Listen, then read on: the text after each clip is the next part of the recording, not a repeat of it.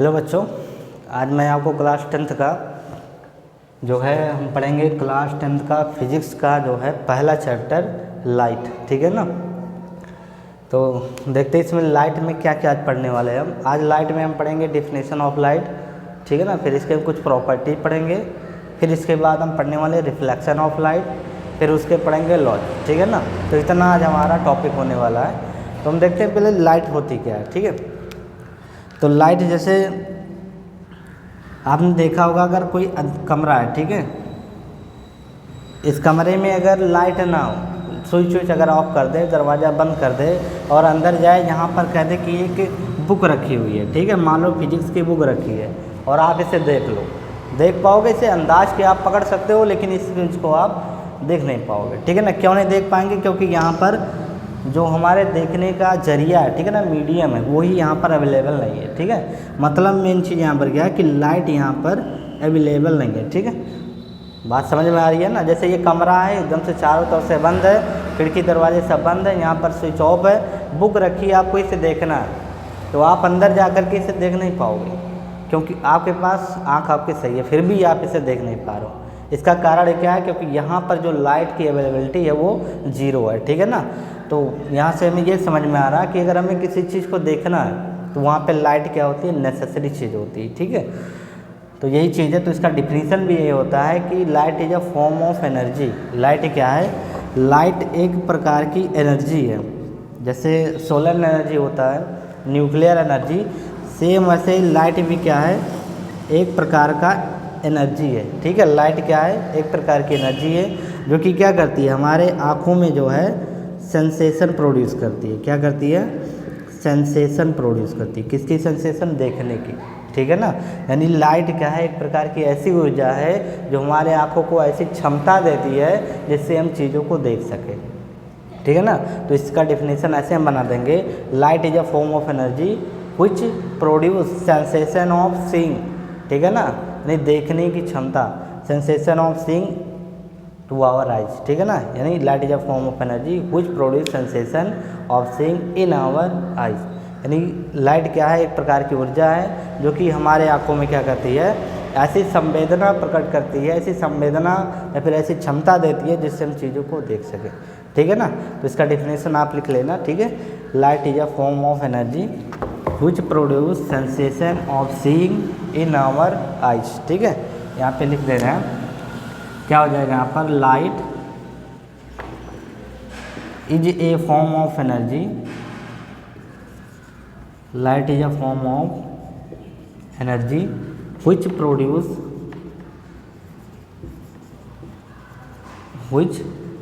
Produce sensation of seeing. Seeing का मतलब देखने की क्षमता। ठीक है ना।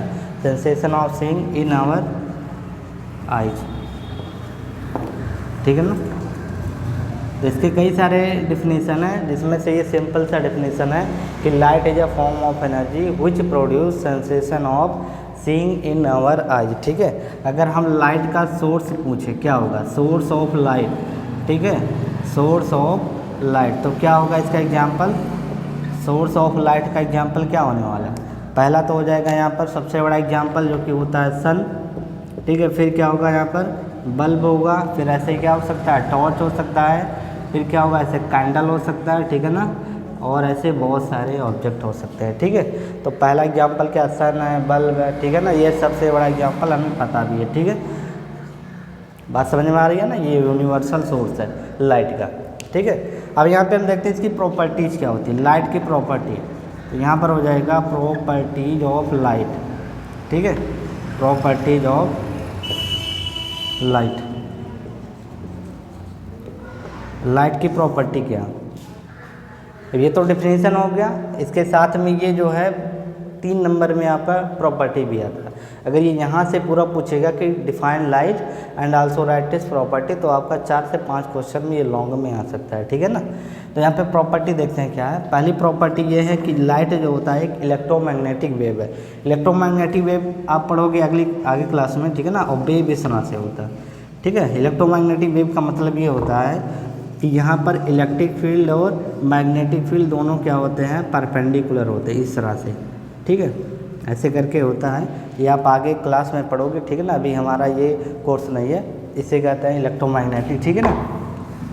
तो इलेक्ट्रोमैग्नेटिक वेव, लाइट क्या होती है, एक प्रकार की इलेक्ट्रोमैग्नेटिक वेव होती है। तो पहला यहाँ पर क्या हो जाएगा, लाइट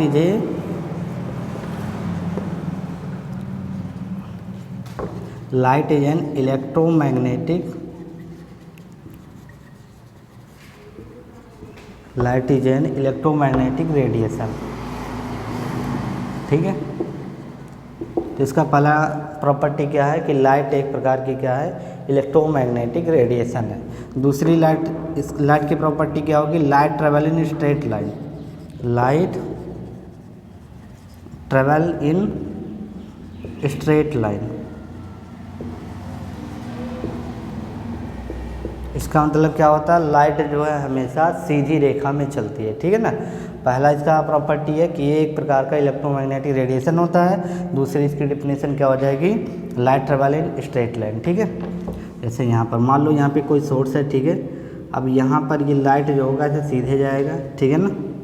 ये होता है इसका कि ये सीधी रेखा में चलती है। अब जैसे इसका एग्जाम्पल एक और देख लें, जैसे मान लो कमरा है, ठीक है, चारों तरफ से ये बंद है और ये सामने की तरफ यहाँ पर एक गेट है, ठीक है, ये खुला हुआ, और सन जो है यहाँ पीछे की तरफ है, कमरे के जस्ट पीछे। तो अगर ये जो है स्ट्रेट लाइन में ना ट्रेवल करती तो ये लाइट क्या होता है, इस तरह से ऐसे आके अंदर घुस जाता ना। लेकिन ऐसा होता नहीं है, क्योंकि यहाँ पे सूर्य क्या कमरे के पीछे है और कमरे के अंदर क्या होता है, अंधेरा होता है। इसका मतलब क्या, लाइट जो है एक स्ट्रेट लाइन में मूव करती है। अगर ऐसा ना होता तो ये लाइट ऐसे भी आ सकता था अंदर, ठीक है, लेकिन जो कि यहाँ पर पॉसिबल नहीं है, ठीक है। तो ये एग्जाम्पल है बताने का कि लाइट जो है कहाँ ट्रेवल करती है, एक स्ट्रेट लाइन में ट्रेवल करती है, ठीक है। तीसरी प्रॉपर्टी देखो यहाँ पर,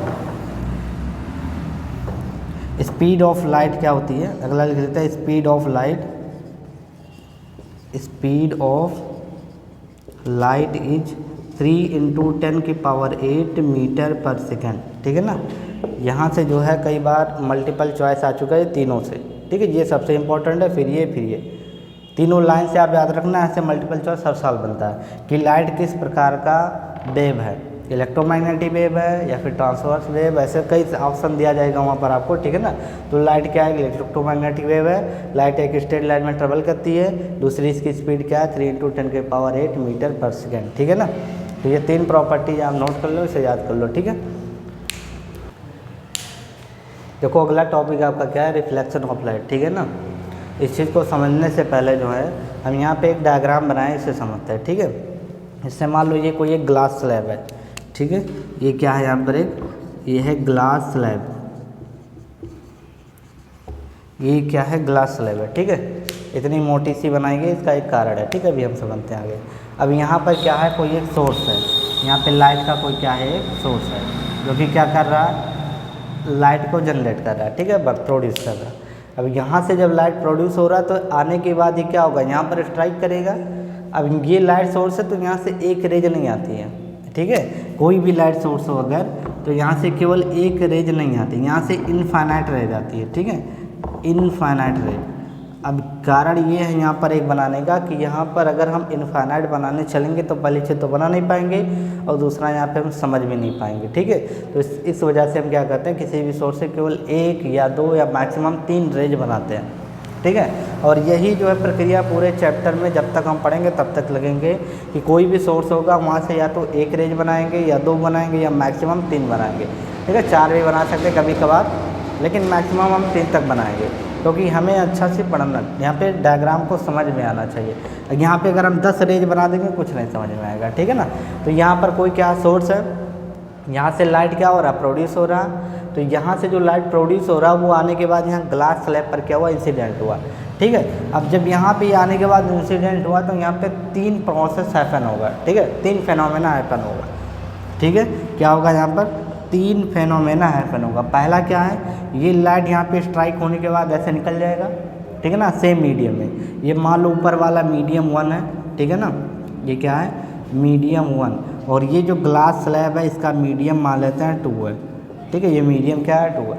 अब ये एयर है और ये ग्लास है, ये एयर से लाइट आ रहा था, स्ट्राइक करने के बाद, इंसिडेंट करने के बाद इसका रिफ्लेक्शन होगा। रिफ्लेक्शन अभी हम पढ़ रहे हैं, ठीक है। इसका जब रिफ्लेक्शन होगा तो ये सेम इसी मीडियम में चला जाएगा। मीडियम का मतलब एयर था, एयर में ही चला गया।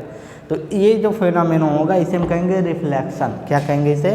रिफ्लेक्शन। तो 3 में से पहला वाला प्रोसेस क्या होगा? पहला प्रोसेस हो जाएगा यहाँ पर रिफ्लेक्शन। बात समझ में आया? यहाँ पे लाइट सोर्स था, यहाँ से लाइट प्रोड्यूस हुआ, इस ग्लास स्लैब पे आकर के इंसिडेंट हुआ। इंसिडेंट होने के बाद जिस मीडियम से ये आ रहा था उसी मीडियम में लौट गया। यानी एयर से आ रहा था और एयर में ही क्या हो गया? लौट गया। तो ये फिनोमेना क्या कहलाएगा? रिफ्लेक्शन। दूसरा क्या है? ये लाइट यहाँ पे आ रहा था और ये यहीं पर क्या हो गया? ग्लास स्लैब के अंदर जो है बेंड हो गया, ठीक है ना। इसे प्रैक्टिकल करोगे तो और अच्छा समझ में आएगा। तो यहाँ पर ये क्या हुआ? इसी में बेंड हो गया, ठीक है। अब ये जो प्रोसेस होगा ये कहलाएगा रिफ्रैक्शन। क्या कहलाएगा यहाँ पर? रिफ्रैक्शन, ठीक है। तीसरा प्रोसेस जो है कि यहाँ पर लाइट आएगा और कुछ लाइट जो है ये ग्लास स्लैब एब्जॉर्व कर लेगा, और जब एब्जॉर्व कर लेगा काफ़ी टाइम तक अगर ऐसे लाइट यहाँ पे इंसिडेंट होता रहे, अगर फिर यहाँ पर जाकर के आप टच करोगे तो वो हीट हो जाएगा। बात समझ में आ रही है? तो यहाँ पर क्या हुआ? लाइट यहाँ पे आके इंसिडेंट हुआ, एयर से आया, एयर में लौट गया, क्या कहलाएगा? रिफ्लेक्शन। फिर यहाँ से लाइट आ रहा था, ग्लास स्लैब के अंदर गया, थोड़ा सा उसका रास्ता क्या हो गया? बेंड हो गया, तिरछा हो गया, इसे कहेंगे हम रिफ्रैक्शन। तीसरा प्रोसेस जो है उसे हम देख नहीं पाएंगे, ठीक है। प्रैक्टिकल भी करेंगे तो देख नहीं सकते, उसे हम केवल फील कर सकते हैं। यहाँ पे जब आप हाथ रख करके टच करोगे तो ये हीट हो जाएगा पोजीशन, ठीक है। और इसे हम कहते हैं एब्जॉर्प्शन। क्या कहेंगे इसे हम? एब्जॉर्प्शन, ठीक है। अब ये तीनों फिनोमेना एक साथ होता है, लेकिन कहीं पर एक ज़्यादा होता, कहीं पे दूसरा ज़्यादा होता, कहीं पे तीसरा। किसी किसी में जो है ये रिफ्लेक्शन 99% होगा, बाकी 1% में ये दोनों आएंगे, तो वहाँ पे हम कहेंगे कि रिफ्लेक्शन हो रहा है। किसी किसी में ये जो है 99% होगा तो हम कहेंगे वहाँ पर रिफ्रैक्शन हो रहा है, ये दोनों नहीं बोले। कहीं कहीं पर ये होगा। अब रिफ्लेक्शन का जो है पहला एग्जाम्पल देते हैं। जैसे आप एक मिरर ले लो, उसे रख लो, ठीक है। घर पे मिरर होगा, उसके सामने आप टॉर्च जला लो। जब टॉर्च जलाओगे देखोगे लाइट आप ही की तरफ वापस लौट आएगा, ठीक है। या फिर तिरछा लगाएंगे तो ऊपर की तरफ कहीं ना कहीं वो रिफ्लेक्ट होगा, तो वो क्या होगा? रिफ्लेक्शन होगा, ठीक है। दूसरा रिफ्रैक्शन, जैसे आप एक ट्रांसपेरेंट ग्लास ले लो, ठीक है ना, चाहे वो प्लास्टिक का हो जाए चाहे वो ग्लास का हो जाए, फिर उसमें आप पानी भर लो। इस सब एक्सपेरिमेंट को करने के लिए आपको लेज़र लाइट की आवश्यकता होगी। आप लेज़र लाइट वहाँ पे चलाओगे, देखोगे वो जो है लाइट जो है बेंड हो जाएगा, ठीक है ना, तो वो क्या हो जाएगा? रिफ्रैक्शन। तीसरा प्रोसेस एब्जॉर्प्शन। घर के सामने जो सोलर सेल लगा होता है, ठीक है ना, सोलर पैनल, उसके ऊपर जो लाइट आता है कभी भी आपको वो रिफ्लेक्ट होता हुआ नहीं दिखाई देता होगा कि लाइट आया रिफ्लेक्ट हो गया। वहाँ पे लाइट आया कुछ हमें नहीं पता चलता, लेकिन वहाँ पे जो बैटरी लगी होती है वो क्या होता है? रिचार्ज हो जाता है, चार्ज हो जाता है, ठीक है। वहाँ पर क्या होता है? वहाँ पर एब्जॉर्प्शन सबसे ज़्यादा होता है। सन एनर्जी को एब्जॉर्ब करता है और वो सन एनर्जी किस में कन्वर्ट हो जाता है? इलेक्ट्रिकल एनर्जी में, फिर जाके हमारे बैटरी में वो स्टोर हो जाता है, ठीक है। तो ये कौन सा प्रोसेस होगा? एब्जॉर्प्शन होगा। रिफ्लेक्शन कहाँ पर होगा? जब भी कोई मिरर हो, ठीक है, वहाँ पे लाइट सीधे ले जाकर के आप इंसिडेंट कर दो, वहाँ पर क्या होगा? रिफ्लेक्शन होगा। रिफ्रैक्शन कहाँ पर होगा? जैसे मीडियम जब अलग अलग हो जाए, जैसे एयर और वाटर, पानी, आप मिरर कोई लाइट सोर्स ले लो, जैसे लेजर लाइट हो गया, टॉर्च हो गया, फिर आप पानी के अंदर जब जलाओगे तो लगेगा आपको लाइट ऐसे घूम गया, ठीक है, बेंड हो गया, तो वो आपका हो जाएगा रिफ्रैक्शन। एब्जॉर्प्शन का एग्जाम्पल हमने बताया, सबसे बढ़िया एग्जाम्पल सोलर सेल, ठीक है। तो ये होते हैं जब भी कभी भी लाइट जो है किसी ग्लास स्लैब पर इंसिडेंट होगा, तो इतने सारे 3 फेनोमेना होते हैं। तीनों में कभी ये ज़्यादा होगा, कभी ये ज़्यादा होगा, कभी ये, जो ज़्यादा होगा वही प्रोसेस वहाँ पर कहलाएगा। रिफ्लेक्शन ज़्यादा हुआ तो रिफ्लेक्शन ऑफ लाइट, रिफ्रैक्शन ज़्यादा हुआ रिफ्रैक्शन ऑफ लाइट, एब्जॉर्प्शन जो कि हम 12th क्लास में पढ़ते हैं, अभी वो आपका कोर्स में नहीं है।